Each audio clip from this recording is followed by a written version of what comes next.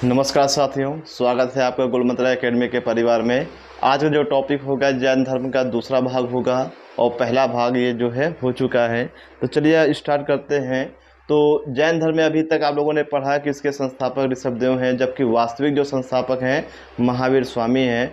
और महावीर स्वामी अंतिम भी हैं, वास्तविक भी हैं और ये 24वें तीर्थंकर हुए हैं। तो जैन धर्म से और भी जो पॉइंट रह गए हैं तो उनके बारे में हम चर्चा करते हैं।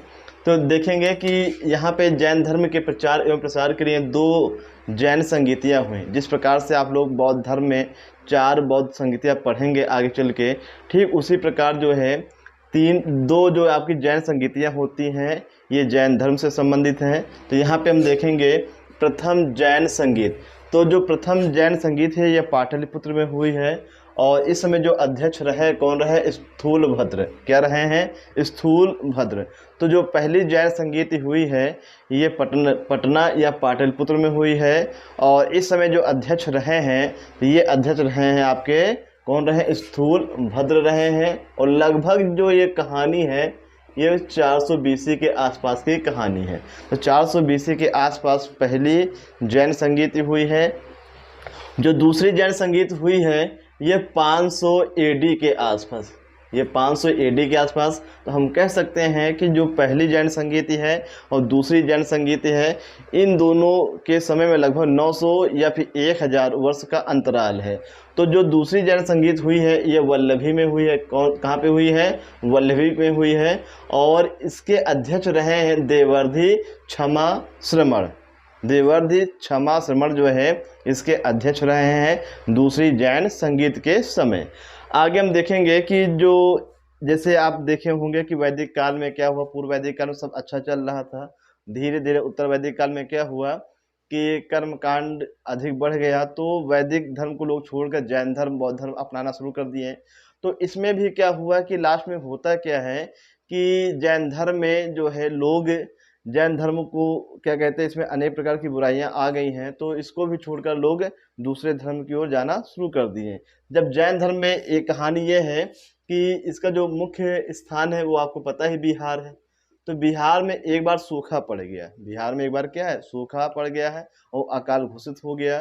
तो उस समय क्या हुआ कि भद्रबाहु जो है ये जितने भी जैन धर्म के अनुयायी रहे हैं तो सभी अनुयायियों को भक्तगण को लेके दक्षिण भारत में चले जाते हैं। कहाँ पे? दक्षिण भारत में चले जाते हैं। कहाँ? कर्नाटक में चले जाते हैं। और फिर लगभग 8 से 10 वर्ष बाद कहाँ पे आते हैं? फिर से पुनः बिहार में आते हैं। और जब बिहार में पुनः आते हैं और जो लोग रह गए थे जैन धर्म से संबंधित तो उनको लीड कर रहे थे कौन? स्थूलभद्र। कौन? स्थूलभद्र।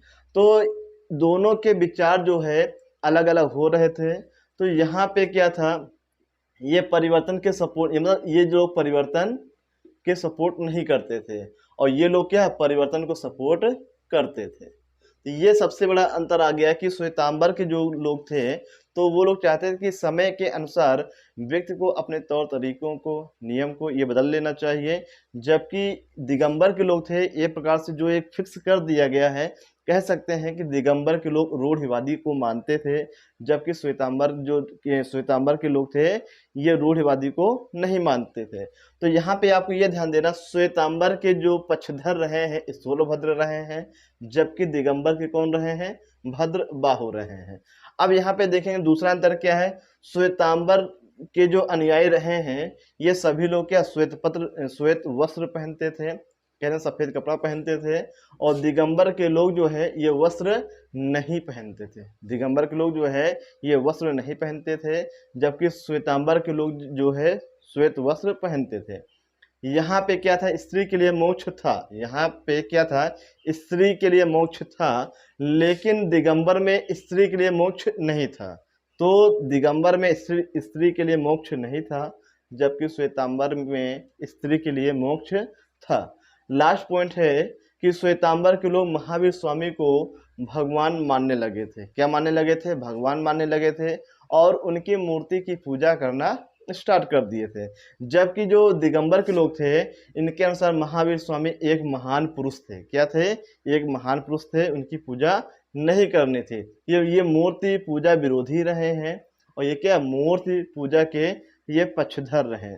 तो यहाँ पे क्या था, महावीर स्वामी को भगवान मानना स्टार्ट कर दिया गया और उनकी पूजा करना शुरू कर दिया।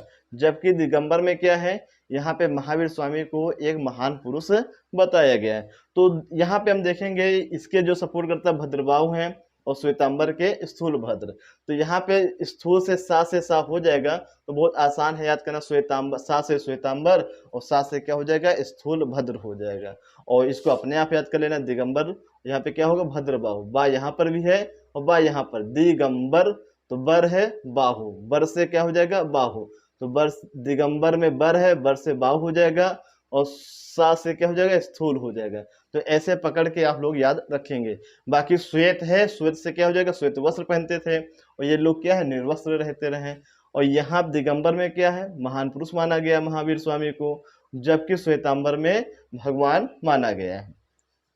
अब एक पॉइंट और बनता है कि इतिहास में ऐसे जो प्रमुख आपके शासक हुए हैं, राजा हुए हैं, जिन्होंने जैन धर्म को अपनाया है, तो यहाँ से भी क्वेश्चन पूछे जाते हैं। और क्वेश्चन ये आएगा कि निम्नलिखित में से कौन सा राजा जैन धर्म को नहीं अपनाया है, निम्नलिखित में से कौन सा राजा जैन धर्म को नहीं अपनाया है। तो आपको ये जो 8 नाम लिखे हुए हैं, ये 8 राजा के नाम बिल्कुल दिमाग में बैठाना है। ये 8 राजा जो हैं ये जैन धर्म को अपनाया है। तो पहला आपका है बिंबिसार, हर्यक वंश के राजा होते हैं बिंबिसार, इन्होंने जैन धर्म को अपनाया है। एक राजा और होते हैं चंड प्रद्योत, तो चंड प्रद्योत ने भी क्या है, ये क्या कहते हैं, जैन धर्म को अपनाया है।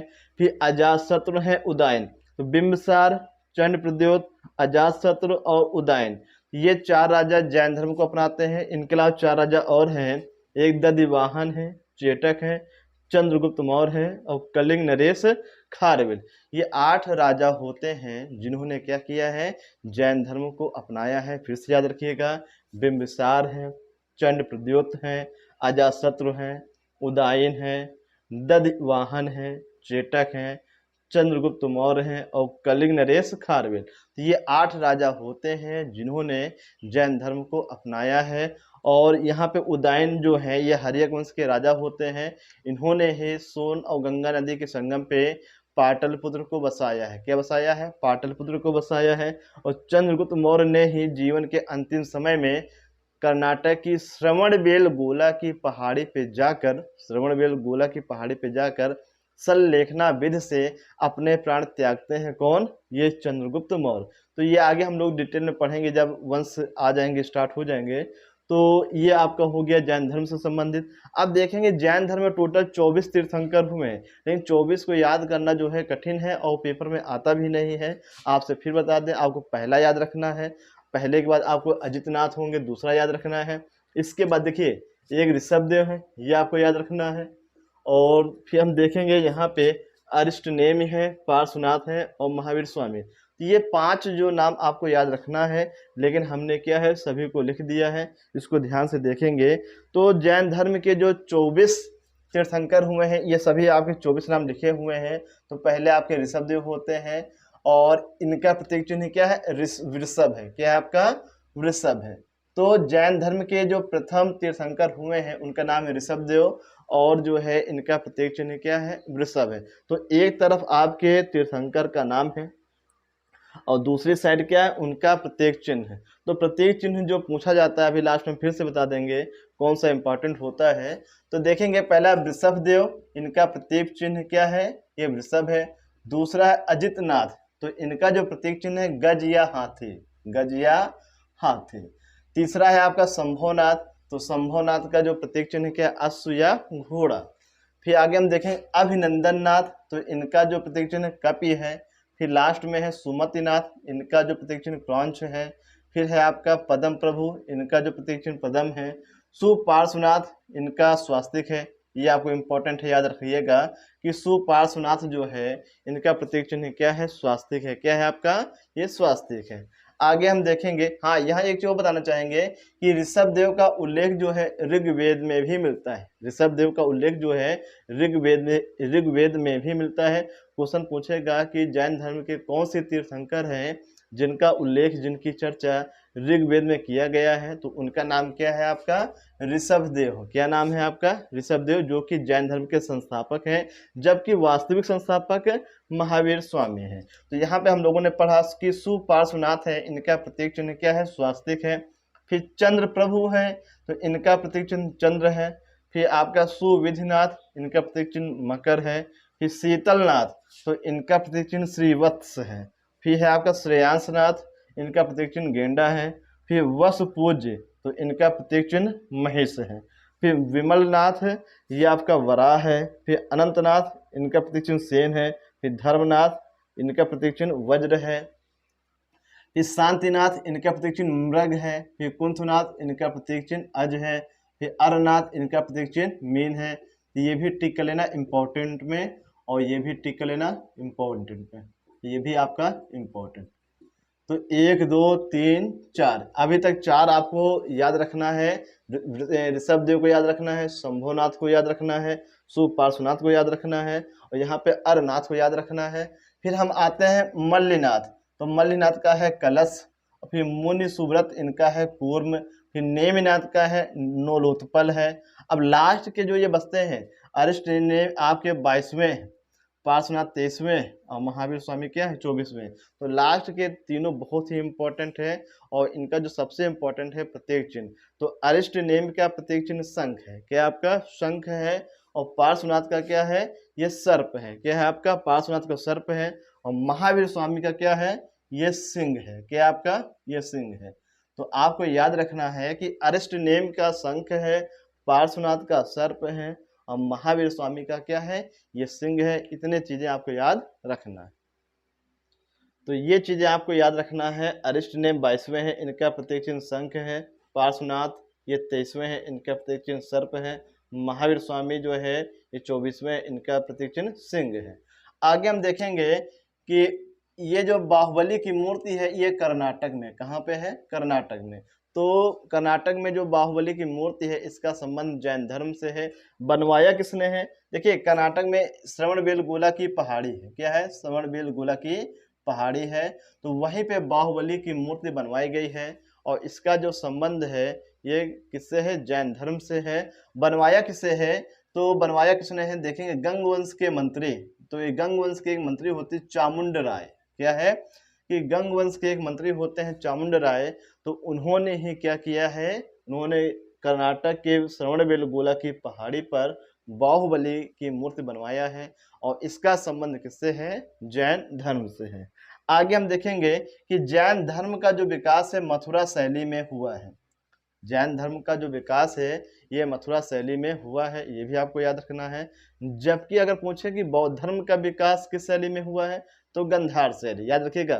बौद्ध धर्म का गंधार शैली, और जैन धर्म का मथुरा शैली, दोनों में अंतर है। जैन धर्म का जो विकास है मथुरा शैली में हुआ है, जबकि बौद्ध धर्म का जो विकास है ये गंधार शैली में हुआ है, ये आपको याद रखना है।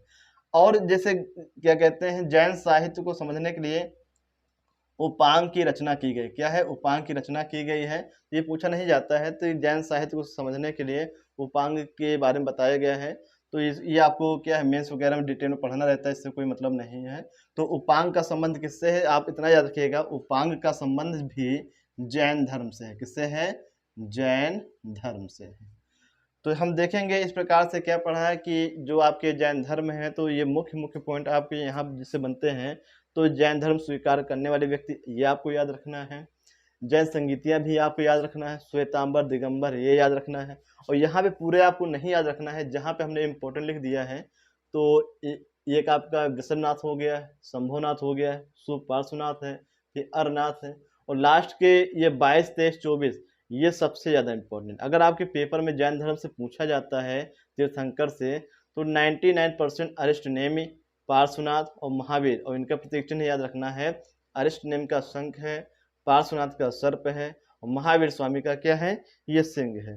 तो इस प्रकार से हम देखते हैं कि जैन धर्म मेरा कंप्लीट हो गया है। तो कल से हम लोग क्या है, बौद्ध धर्म के पढ़ेंगे, और इसके बाद सभी धर्मों के एक साथ पढ़ने के बाद फिर महाजनपद में आएंगे, फिर हर्यक वंश में आएंगे। जितने भी आपके जो पहला लेक्चर होगा सिलेबस के अनुसार, उसी प्रकार से जो है टोटल इतिहास को हम खत्म करेंगे।